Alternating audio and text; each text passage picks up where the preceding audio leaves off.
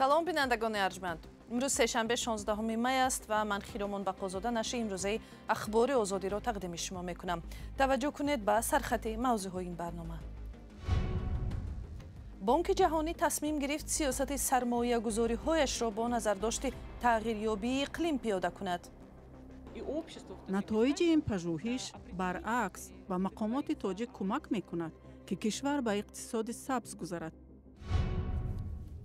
шориҳи ғарбӣ мегӯяд дар мулоқоти раҳбарони Осиёи марказӣ ва Чин тарҳи ҳамкориҳои наву густурда дар бахши тиҷорату иқтисод баррасӣ мешавад.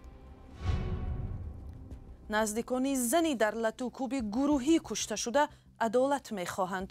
модари 4 фарзандро хешовандони шавҳараш чунон заданд ки 3 моҳ баъд ҷон дод.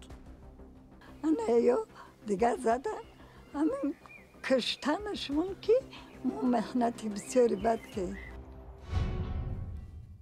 ва барномаро ҳоло бо як хабар шурӯъ мекунем. мақомоти шаҳри Исфара дар ин масҷидеро ки бо шарти ҷалби ҷавонони деҳа ба артиш ба рӯи намозгузорон баста шуда буд, дубора боз карданд. масҷиди ба номи Умари Одилро дар деҳаи сароби ҷамоати сурхи Исфара рӯзи 9 май баста буданд. сокинони ҷамоат ба радиои Озодӣ гуфта буданд ки мақомот шарт гузоштанд агар ҷавонони синни даъват ба комиссарияти ҳарбӣ барои рафтан ба артиш ҳозир нашаванд, дар ин масҷидашонро боз нахоҳанд кард. ба гуфтаи сокинон, масҷид пас аз он боз шуд ки чанд падару модар ваъда доданд ки фарзандонашонро ба артиш мефиристанд.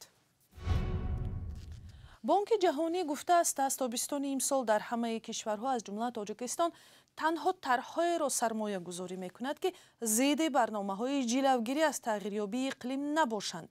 барои ин қарор аст аз тарафи ин ниҳод соли ҷорӣ талошҳои зистмуҳитии Тоҷикистон пажӯҳӣ шаванд. гузориши Искандари Фирӯз ва Нигораи Фазлиддин дар ин бора. муҳимтарин хабар дар ҳамоиши минтақавии тағйирёбии иқлим дар душанбе ин буд ки бонки ҷаҳонӣ дигар барои тарҳое ки зидди муҳити зист бошанд ё талаботи онро ба назар нагиранд пул намедиҳад. ин эълонро Татьяна Проскурикова, раҳбари намояндагии бонки ҷаҳонӣ дар Осиёи марказӣ баён дошт, вале дар шарҳи он гуфт аввал вазъи масъала дар Тоҷикистон омӯхта мешавад. ин муқаррарот ба маънои қатъи сармоягузориҳо нест. натоиҷи ин пажӯҳиш баръакс ба мақомоти тоҷик кӯмак мекунад ки кишвар ба иқтисоди сабз гузарад ва сармоягузорӣ на танҳо бонки ҷаҳонӣ, балки дигар ниҳодҳо ва бахши хусусӣ ба иқтисоди Тоҷикистон бештар гардад. дар ин ҳамоиш аз номи раиси ҷумҳури Тоҷикистон Эмомалӣ Раҳмон гуфта шуд ки кишвар то соли 2050 партовҳои гулхонаиро ба 0 баробар хоҳад кард. ин дар ҳолест ки Тоҷикистон барномаи густурдаи рушди саноатиро амалӣ мекунад, вале Анвар Ҳомидов, раҳбари маркази пиряхшиносии Тоҷикистон мегӯяд ба 0 баробар кардани бухорҳои гулхонаӣ ба маънии комилан аз байн бурдани онҳо нест. дар тамоми ҷаҳон қабули ин созишнома он созишномаи Париж сатҳи партофти ҳар як давлат муайян карда шудааст. бинобар ҳамун ӯ дар назар дошта мешавад, ана ҳамун нишондоде ки муайян карда шудааст дар сатҳи ҷаҳонӣ. Сулҳия Содиқова, коршиноси масоили муҳити зист, мегӯяд ки комёбии ҳамаи барномаҳо ба он бастагӣ мегирад ки то куҷо аҳолии кишвар ба маърифати зистмуҳитӣ даст меёбад. ҳаётамонро ба тағйирёбии иқлим мутобиқ кунем. маслан зимистони имсола, гармиҳои 3 соли охир, ҳамин чизҳо аз он шаҳодат медиҳанд ки мардуми мо бояд ба ин аз ҳамин муддат, аз ҳамин рӯз, аз ҳамин дақиқа бояд ба ҳамин кор ба мутобиқат сар кунем. дар ҳамин тобистон ҳам аз ҳамин сар карда аз либоси сафедпӯш одамон гӯем ки либоси сафед масалан гармиро аз худ инъикос мекунад, гармира рӯшноиро инъикос мекунад.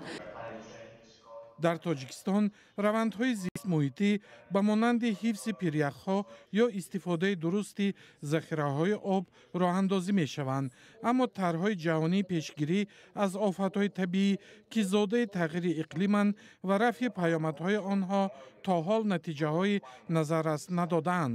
و روشن نیست برنامه عظیم صنعتی تاجیکستان با طلبات بانک جهانی تا کجا هماهنگ خواهد گشت. امروز پرزیدنت تاجیکستان امامعلی رحمان برای انجام یک سفری دولتی و هم شرکت در همایش سران کشورهای آسیای مرکزی و چین به این کشور پرواز کرد. تمامی معرکه‌های رسمی تا 19 می ادامه می‌کند. فعلا برنامه‌های گفتگوها و موضوع صحبت یا احتمال امضای کدام سازشنامه‌ها برای مطبوعات معلوم نیست.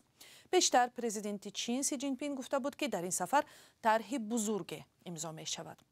همکاری‌ها با چین شریک استراتژی تاجیکستان در دوام 30 سال استقلالیتش در محور قرار دارند و این کشور سرمایه‌گذار و قرض دهنده اساسی تاجیکستان شده است. منقدان حکومت تاجیکستان را برای به اختیار چین واگذار کردن قطعه از قلمرو این کشور، بهره برداری اساسی کانهای طلا و معدن شدن پکین و افزایش حجم قرض‌های خارجیش در پیش این کشور را چون تصمیم‌های دارای پیامدهای سنگین انتخاب می‌کنند. پیش از این برنامه با یک تحلیلگر مسائل چین و آسیای مرکزی در دانشگاه سینگاپور صحبت کردم و نخست از رافائلو پانتوچی پرسیدم از سفر دولتی پرزیدنت امامعلی رحمان به چین چی را باید انتظار شد. به نظر من مهم این است که این همکاری ها میان آسیای مرکزی و پکین باز هم تقویت می‌یابند. این برنامه از نظر دورنامه آسیای مرکزی هم خیلی مهم است. باور دارم که ما اعلان‌های خیلی کلان اقتصادی میشنویم. من جزئیاتش را نمیدانم ولی خبر دارم که چند چیز در نوبت ایستاده است. بعضی از خبرهای وابسته به همکاری‌های فرهنگی هم خواهد بود.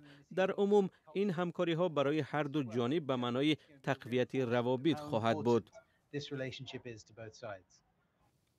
سوال دیگرم این بود که آیا به نظر او همایش چین و آسیای مرکزی در شرایط جنگ ادامه یابنده روسیه علیه اوکراین و تا اندازه ضعیف شدن موقع مسکو در منطقه شاید باید چون تلاش چین برای تقویت نفوذش با استفاده از این فرصت قبول کرده شود؟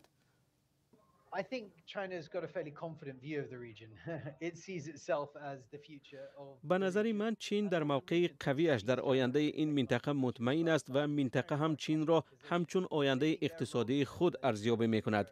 در موقعش استوار است و به باور من نقشش در آینده باز هم می افزاید. من فکر نمی کنم که در چین درباره افزایش نفوذ روسیه حراسی داشته باشند. چیزی مهمتر این است که منطقه به طور آشکارا نشان میدهد که بغیر از مسکو یک انتخاب دیگری هم دارد. ما در چند سال اخیر دیدیم که مسکو با یک طرز بسیار نیرومند میخواست روابطش را با منطقه به نمایش گذارد و هم یک مقدار موفقیتش را هم در اینجا نشان داد. ما دیدیم که همه 5 رئیس جمهوری امسال در پرد روز 9 می در مسکو بودند. هرچند سالی گذشته یا 2 سال پیش چنین نشد. تنها رحمان 2 سال پیش رفته بود. از جانب روسیه ما می‌بینیم که خواهان همکاری‌های فراگیر با این کشورها میباشد. منطقه آسیای مرکزی به باور من بیشتر می‌خواهد با چین همکاری و روابط نزدیکتر داشته باشد. چین ضرورت برای پر کردن خلای ایجاد شده در منطقه را ندارد. به نظر من موقع چین در آسیای مرکزی مستحکم است. در اصل آن چیزی که ما در جلسه پوتین و جین پین در مسکو دیدیم این هماهنگسازی سیاستشان در منطقه بود.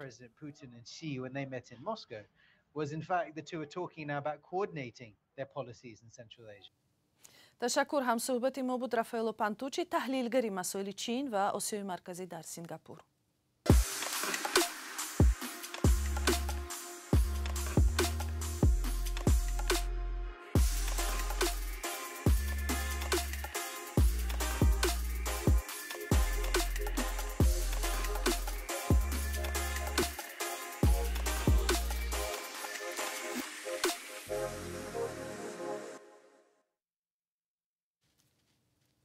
در دادگاه ناحیه همدانی پرونده لطوکوبی گروهی که باعث مرگ یک زن شده است به بررسی گرفته شد. مادر 4 فرزند در مناقشه با عائله همسرش مورد لطوکوبی بیرحمانه گروهی قرار گرفت و در نتیجه 3 ماه بعدش فوتید. همسر او با گمان تشکیل این حمله حالا دستگیر شده است، در بازداشت است. جزئیات در گزارش محمود جان رحمتزاده. خانم زلزله خوجایوا از زمان مرگ دخترش سیاره زویروی 36 ساله در 7 ماه گذشته در اینجا خاموش و ساکت نشسته است. گفته می شود مرگ دخترش سیاره توسط خانواده‌اش رخ داده است. انا گفت که شو قپیده من میتا شو هم میتا قپیده کم دیگه نمونده کم که ایسوسو بجنبم انا یا دیگه زدن همین کشتنشمون که ما محنت بسیاری بد که خانواده شوهر سیاره اتهامات مطرح شده علیه خود را رد میکند. خوشتامن سیاره از صحبت نزد دوربین خودداری کرد، اما اظهار داشت که کلینش به اجازه شوهر به روسیه رفته و این حالت باعث شده است که پسرش آمده دوباره ازدواج کند.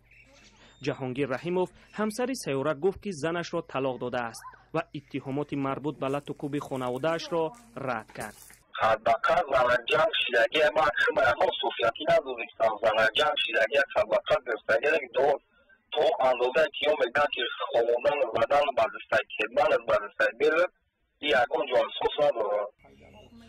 سیاره و جهانگیر با هم دارای 4 فرزند بودند که بزرگترین آنها 17 ساله و خردترین آنها 8 ساله بود. یکی از این فرزندان سیاره در لط و کوب مادرش بیبی و عمکش را گناهکار می‌داند. فریاد کرد چکنا بروم که مامان برومد گفت بیوا چومه که نگفتی جا خونه تنید گفت جهانگیر از زن دادن گفت برای گفته جا بعد گزارشی داره بعد زاد یک کوی که داره مامان همون سرش قپی جان که گفته که خودی همون گلاکوما در آسیا بودم نگاه کردی نمخشونی چی نمیگم گفت بعد دمی دم برومدن همه کسا زدنش. سیاره 3 ماه پیش از مرگش در بیمارستان بستری بود. او پیش از مرگش در صحبت ویدیویی قصه میکند که چگونه او را لط و کوب کرده اند. سر شما رفتم فریاد کردم ایوارم اما کسا دویدم برو من ایوارم خلط کود سلک دبارم یادتا از زنشا بود زنشا گفت روزه سنک جانگه لیسادم تنی چی نمیگه با خلطی زد دستارم که غالطی کن. در تشخیص سودی طبی سبب مرگ سیاره را آسیب‌های سخت عنوان داده اند. پس از مرگ سیاره پرونده باز شده جیانشاه رحیموف در اساس یافته‌های تحقیقات دستگیر شده است. اما خانواده سیاره ادعا می‌کند که از روز اول در این پرونده خنک نظری دیده می‌شود.